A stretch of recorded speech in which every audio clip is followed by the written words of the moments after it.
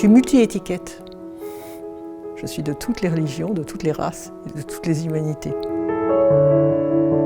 Je suis née dans une famille, bon, c'est vrai qu'on est tous dans une famille et que la mienne n'était pas particulièrement chaleureuse.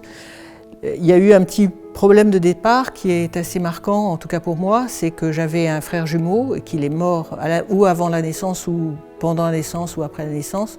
Toujours est-il que je ressens encore aujourd'hui sa perte, et sa perte est d'autant plus douloureuse qu'on n'a jamais mis dans ma famille de mots dessus, si ce n'est pour éventuellement me faire comprendre que j'avais beaucoup de chance d'être venue au monde et que s'il y en avait une qui était au monde, ça voulait dire qu'un n'était pas venu au monde et que par conséquent il y avait une culpabilité qui pouvait traîner.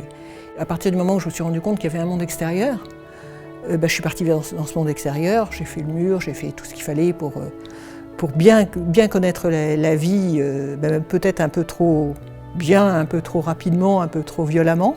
Je me suis mariée à Aix-en-Provence, où j'ai fait mes études en gagnant ma vie. Et puis après, je me suis rendu compte que de toute façon, si je voulais arriver à quelque chose dans la vie, il me fallait de l'argent. Ça, c'était peut-être une erreur de départ. C'est-à-dire que j'ai accordé énormément d'importance au fait d'avoir une sécurité financière et une présence sociale. Donc j'ai commencé à travailler dans l'entreprise, en agence de relations publiques, de communication, etc. J'ai réussi assez vite, c'est-à-dire qu'à 25 ans, j'étais vice-présidente d'une agence de relations publiques avec un siège social à New York, un siège à Lausanne, un bureau de Paris. J'avais les budgets de relations publiques les plus prestigieux. Puis après, j'ai continué sur cette lancée, plutôt dans des grands groupes, Renault, Apple Computer, McDonnell Douglas Information System.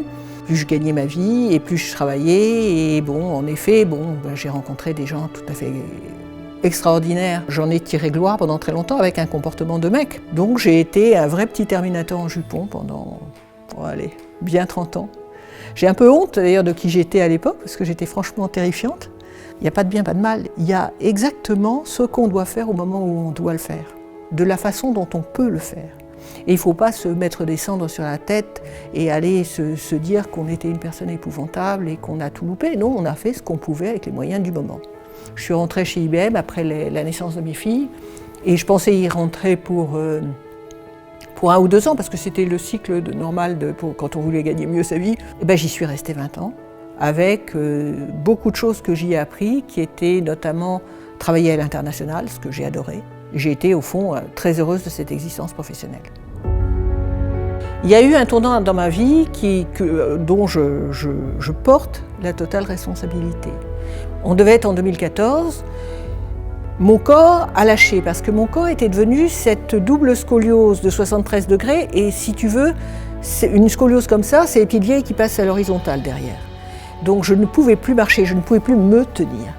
Et je me suis rendu compte qu'il n'y avait plus de solution. J'étais allée tellement loin dans la destruction de moi-même que la seule solution, c'était de me mettre 2 barres de titane dans le dos, des fesses jusqu'à la nuque, de remettre des boulons et de me remettre droite. Et c'est vrai qu'aujourd'hui, il n'y a rien à dire. Là, je suis droite et j'ai même 6 cm de plus depuis l'âge de 60 ans, grosse crise de croissance. Il fallait y aller. Je suis partie à l'opération le 14 octobre 2014.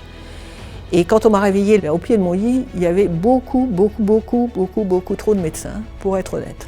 Ce que j'ai vaguement compris dans mon cerveau embrumé, c'est que ça n'allait pas bien du tout, qu'on m'avait opéré pendant 10 heures, mais que la moelle épinière avait été lésée, on ne sait pas comment, et qu'on m'avait réopéré, qu'on n'avait pas réussi à reconnecter tout ce qu'on devait reconnecter ensemble, et que par conséquent, mes jambes, d'ailleurs que je ne sentais plus, elles étaient mortes. Je ne remarcherai plus jamais. Et en effet, à partir de la ceinture, si tu veux, il n'y avait rien, quoi. Jusqu'au moment où tu réalises qu'en effet, ça fait quand même 15 jours, 3 semaines que tu es sur ton lit, qu'on te trimballe d'aller à un fauteuil roulant, que si on te met sur une table de verticalisation, tu tombes dans les pommes, qu'il y a quand même un bug dans le système. Et là, en général, là, tu fais une vraie dépression ou une crise de panique. Moi, j'ai choisi la crise de panique. C'est fulgurant, mais c'est intense, tu as juste l'impression que tu vas crever. Mais on en sort, c'est la bonne nouvelle. Donc il y a eu de longs mois de rééducation où peu à peu on m'a remis sur des barres parallèles, puis sur un déambulateur, et puis sur un fauteuil roulant, et puis ensuite avec 2 cannes, et puis avec une canne, et puis là de nouveau avec 2 cannes. Et peu à peu, j'ai réappris au propre et au figuré, dans le corps mais aussi dans l'esprit, à remettre un pied devant l'autre, dans mes traces. Et puis, peu à peu, j'ai écouté davantage cette voix. Et puis, ça a été quand même le grand choc parce que ma famille a vu cette femme qui faisait tout pour eux, qui était hyper organisée, qui résolvait tous les problèmes, disparaître comme ça. Et puis un jour, il fallait qu'il y ait un rapport d'expertise fait sur cet accident. Donc j'ai commencé à écrire ce qui s'était passé pour l'expert. Et puis c'est parti, mais en pilotage automatique. J'ai écrit toute ma vie depuis cet accident, ce que je voyais à l'hôpital, mes rapports avec les médecins qui étaient pour le moins houleux, parce que si tu veux, devant la douleur, il n'y a pas 36 solutions, ils veulent te shooter. Donc j'ai écrit ça, j'ai écrit aussi sur le choc qu'a pouvait avoir ma famille, mes amis, sur les gens qui avaient été près de moi, ceux qui s'étaient barrés en courant. Je leur en veux pas, c'est parce qu'ils ne pouvaient pas faire autrement. Puis sur la façon dont j'avais repris ma vie en main. À un moment, fin 2016, je me suis aperçue que tout ce que j'avais écrit, j'avais plus rien à dire sur cet épisode de vie qui revenait loin, puisque j'étais revenue aussi sur mon enfance. Et que si je regardais, c'était un livre. Ah, pas dans la merde, dans la Fonta, parce que dans le livre, je lisais quand même beaucoup de choses. Et là, mon mari était absolument formidable parce que c'était quand même quelque chose d'assez intime. Et il l'a lu et il m'a dit non, c'est vachement bien écrit, c'est du tonnerre. Je t'ai toujours dit que tu étais un écrivain. Je dis oui, mais en même temps, j'avais quelques travaux d'aiguille, il fallait que je gagne de la vie. Bon, je ne peux pas tout faire. Et il me dit, puisque tu as le temps, puisque tu as écrit, envoie-le donc à un éditeur. Et ce que j'ai fait. Et le bouquin a été retenu et est sorti 3 ans, jour pour jour, après mon opération. Si je regarde ma vie aujourd'hui, bon, il y a des zones d'ombre, on veut bien. Mais quand même, j'ai écrit un bouquin qui était le rêve de mes 18 ans, je fais des conférences, je m'exprime et je me tiens vraiment debout sur des sujets qui me tiennent à cœur, que ce soit la parité, le féminin, la diversité. J'ai une partie de ma famille qui est noire aux États-Unis, et inutile de dire que Black Lives Matter, ça me parle très profondément. J'ai totalement changé de vie et je suis complètement alignée, incarnée en moi-même, ce que je n'étais pas. Globalement, si c'était pour reprendre la vie que j'avais avant, à bosser comme une ânesse et à être à côté de mes pompes, non.